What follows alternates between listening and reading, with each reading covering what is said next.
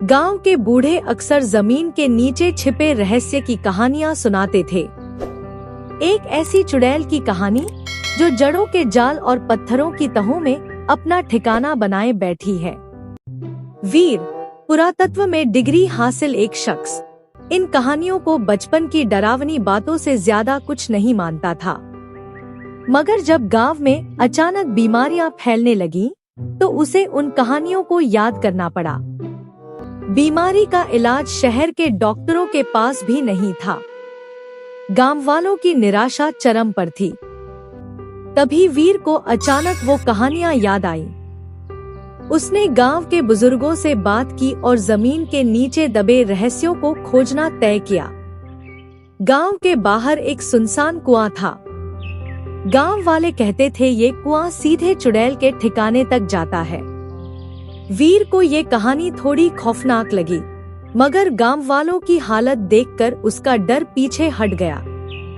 उसने जरूरी उपकरण जुटाए और कुएं में उतरने की तैयारी की। कुआं गहरा और अंधेरा था। हवा में एक सड़ान सी महक थी। घंटों नीचे उतरने के बाद वीर को एक पथरीला रास्ता मिला। रास्ता संकरा और टेढ़ा मेढ़ा था। हर कदम पर उसे ये लगता रहा कि कोई उसे घूर रहा है।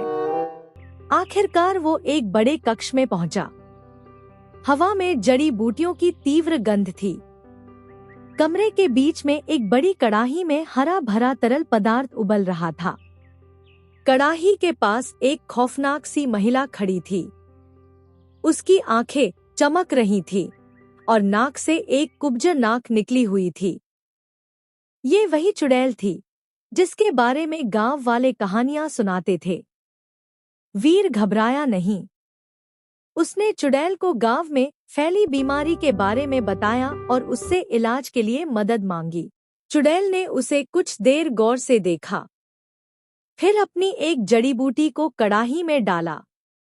कड़ाही का तरल पदार्थ चमक उठा। चुड़ैल ने वीर को समझाया कि ये बीमारी जंगल के कटने से जमीन के नीचे जहरीले तत्वों के बाहर निकलने की वजह से फैली है।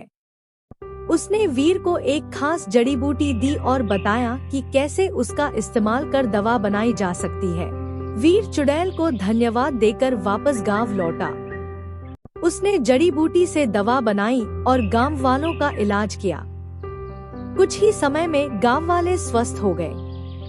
वीर ने चुड़ैल के रहस्य को उजागर तो नहीं किया, मगर उसने ये सीखा कि हर कहानी में, चाहे वो डरावनी ही क्यों ना हो, सच्चाई का एक तत्व जरूर होता है।